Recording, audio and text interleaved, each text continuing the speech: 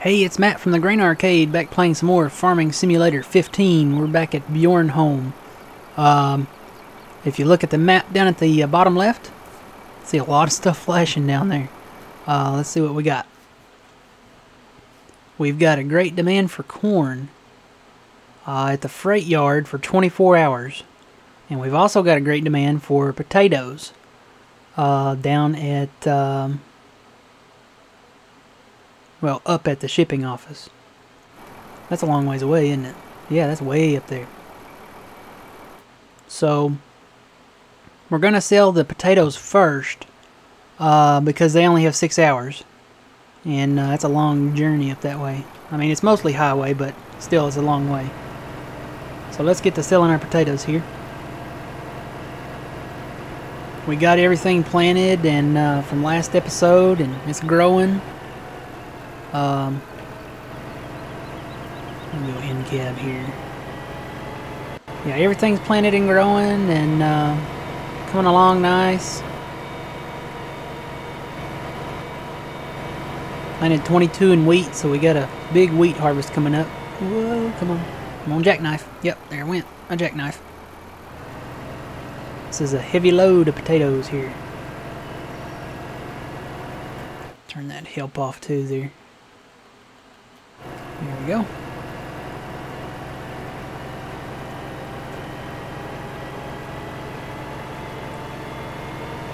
Cue the Smokey and the Bandit music.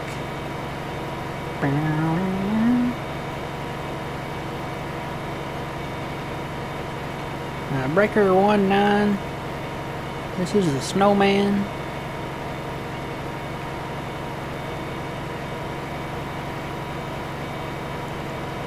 I hope if they ever do a remake of that movie, they do it right. They don't do it like they did the Dukes of Hazzard one. Not to knock the film. I mean, it was unique in itself, but it just didn't reflect the traditional, you know, Dukes of Hazzard movie. Whoa, whoa, whoa, whoa, whoa! This thing's easy to jackknife. Knock down a sign too. I'm gonna have to start obeying the traffic laws, you know, the speed limit laws here. Not jackknife so much.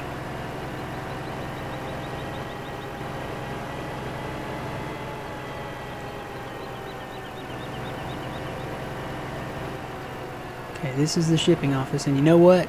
Before I sell these, it's 1832. I need to wait until 19 and start this. Let's see.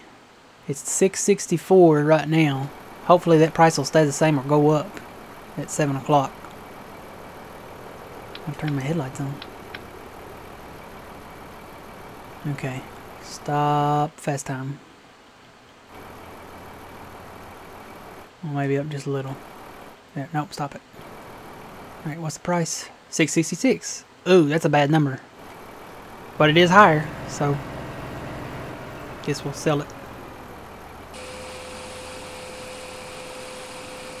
Can't believe the price is 666. That's crazy. Hope that's not a bad, like, omen or bad luck.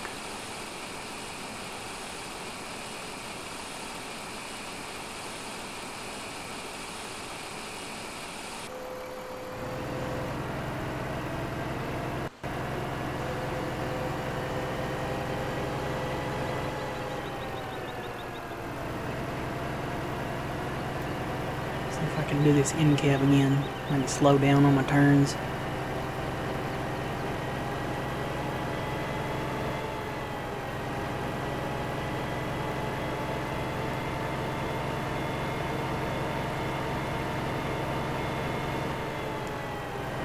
See, is this my turn? I think it is. Yeah, that's where I came from.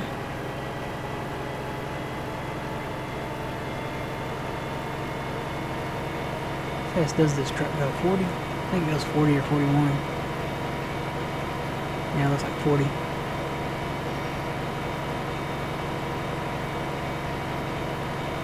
Alright, coming around, sir.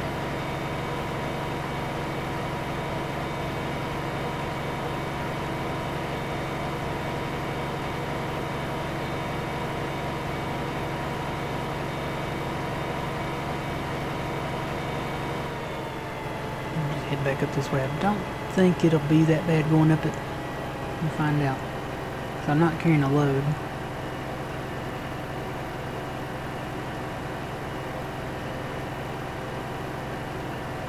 No, it's not too bad.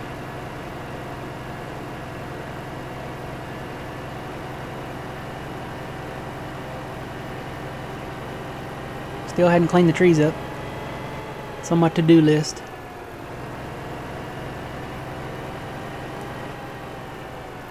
You know, I probably should have pulled over in that other drive and pulled around here. But that'll work too, so.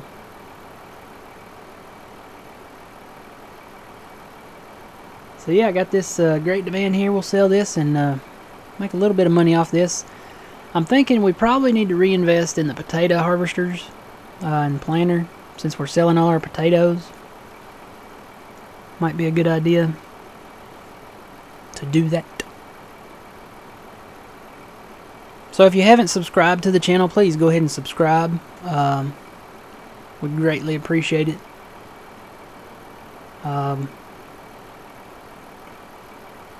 We are very low on subscribers. I mean, if you I think about it, if you go ahead and subscribe now, you get access to all our future content. And there's going to be future content. There's going to be a lot more future content coming up. Not going to go into detail about all of it, but believe me, I'm not going anywhere. This is gonna be around for a while. Looking to get into multiplayer stuff, live stream, stuff like that. Some new games coming up, so please don't jackknife, please don't jackknife, please don't jackknife. Hit the brake, there's a car. Hit the brake, brake, brake, brake, brake, brake. Oi. Alright. I'm gonna have to pass him because he's going too slow. And I got another car coming.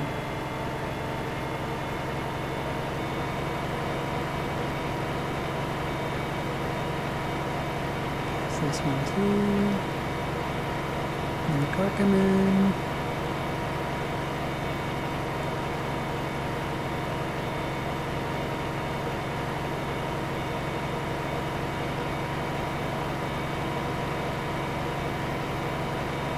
This is not too bad of a drive.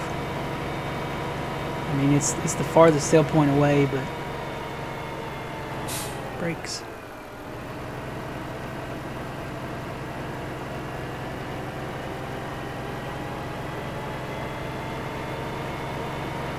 There's definitely a lot of trees here.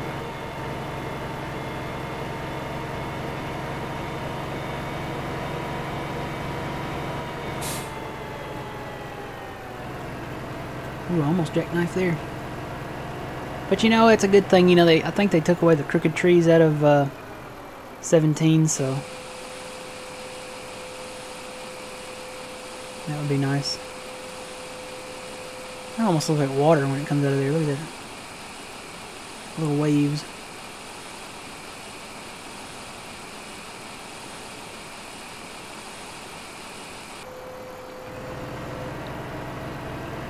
Yep, loving this time of year, you know, October, November, December. Got all your holidays and holiday music and holiday movies. You know, I've always wondered, you know, why there aren't more Thanksgiving movies. There's not really a lot of Thanksgiving movies when you think about it. I mean, you think about Halloween. There's a lot of Halloween movies. And there's a lot of Christmas movies.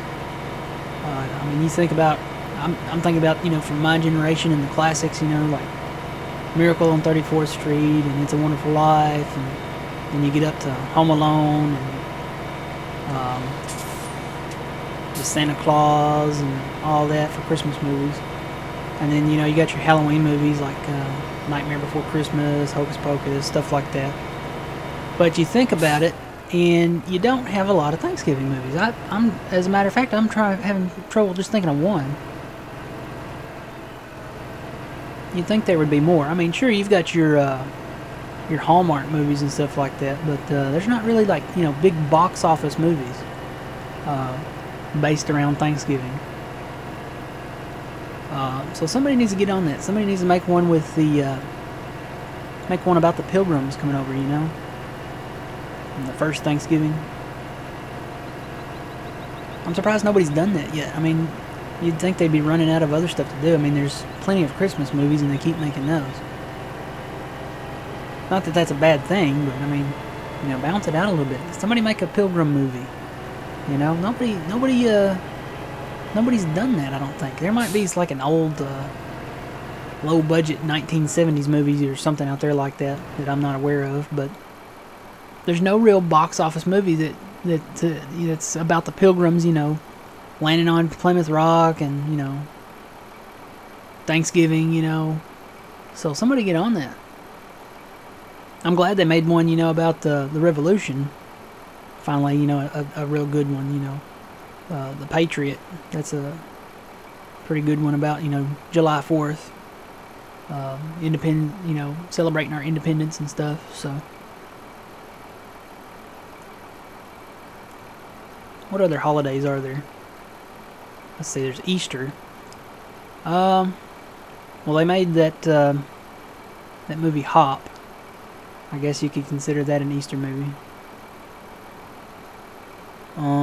What other holidays?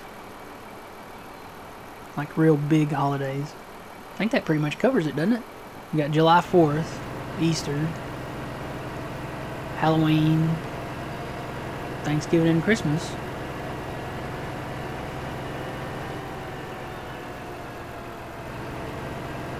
Yeah, I think that's it. And no disrespect to like Memorial Day and stuff like that. I mean, those are, you know, we remember, you know, all those that have served for us and have served and died, and, you know, we greatly appreciate your service to our country.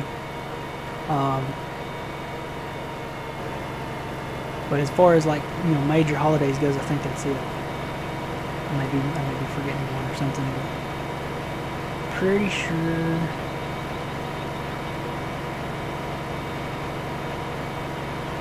Unless you consider May the 4th a holiday. May the 4th be with you, so. Uh-oh. Oh, that's going to be an insurance claim.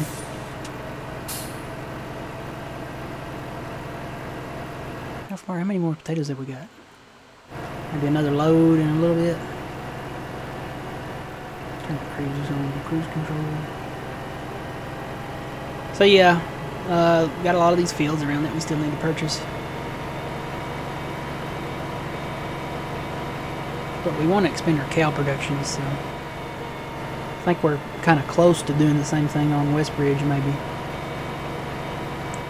In Sosnovka, it's, I don't know, it's just, it's slow going at Sosnovka. Of course, you know, the economy is so bad over there at Sosnovka. Just terrible. It's hard to get things rolling over there. The economy's so bad. You know, Bjornholm and Westbridge, you know, they were pretty much, you know, okay as far as their economy, local economy goes, but not Sosnovka, man. It's a real struggle over there. So it's just slow going over there. We'll get it going though, eventually. So I'm making 31,000, just a little over 31,000 per load. That's not bad. And I know this isn't the biggest tipper. I mean, we could get the bigger red one, but I've worked a lot with it already, and never really worked with this flag one. It's actually doing pretty good. It's not bad. I wish I could put a cover on the top. That would be nice.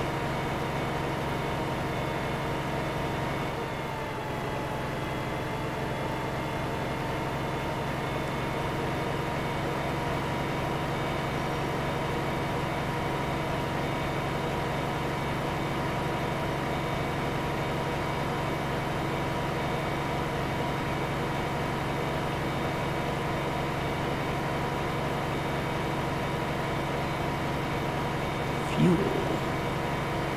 You know, I think there's another version of this game where that actually says petrol. I think put fuel on there just for our benefit here in the good old USA. Because, you know, a lot of us don't know what petrol is. Petrol is fuel.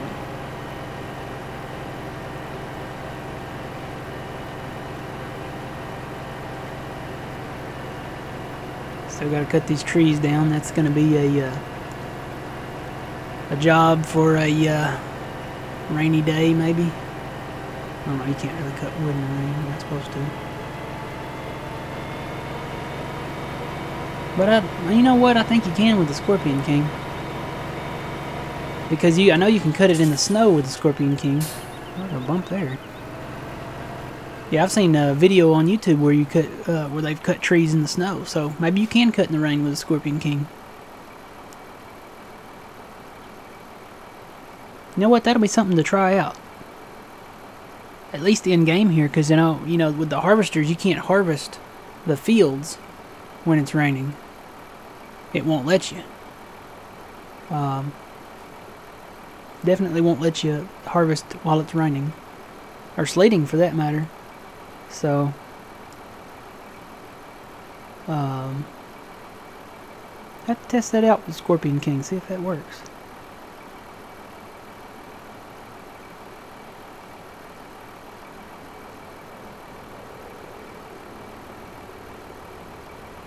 Filling on up.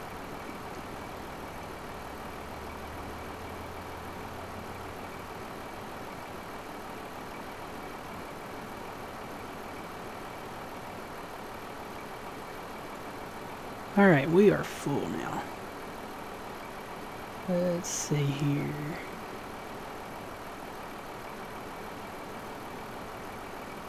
Trying to multitask here, do something on my phone and before we get going here, because I don't want to text and drive. So, and I'm not texting, but checking out this new stuff from The Walking Dead here. So I don't know, you know, they have Fear the Walking Dead and The Walking Dead, and I don't know, are you guys, what do you guys think? Do you guys like Fear the Walking Dead? I mean, you know, it's hard to do a spin-off and compare it to the original. I mean, because really it's the same show, just with different characters. I'll just be glad when they get out of Mexico. No disrespect to Mexico, you know, but I don't do well in the heat, and every time I watch an episode while they're in Mexico, I sweat. I mean, it's like, I guess it's, I don't know, where you connect with the characters. I feel like I'm in Mexico with them, and Mexico's hot. I like a cooler climate. So anyway, that's just me. That's just my opinion.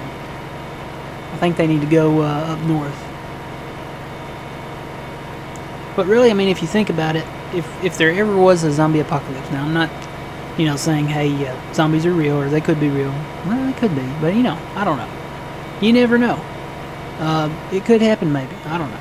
But if it ever did, let's just say hypothetically, if we ever had a zombie apocalypse, or any type of apocalypse for that matter, where the economy and the government collapsed or something like that, you think about logistically where you would go. Why not the Pacific Northwest? Or just up north in general, you know, anywhere in the Rockies, because A, there's not going to be a lot of people up there. B, there's going to be a lot of game, a lot to hunt. I mean, since there's not a lot of people, they don't affect the, you know, the environment up there.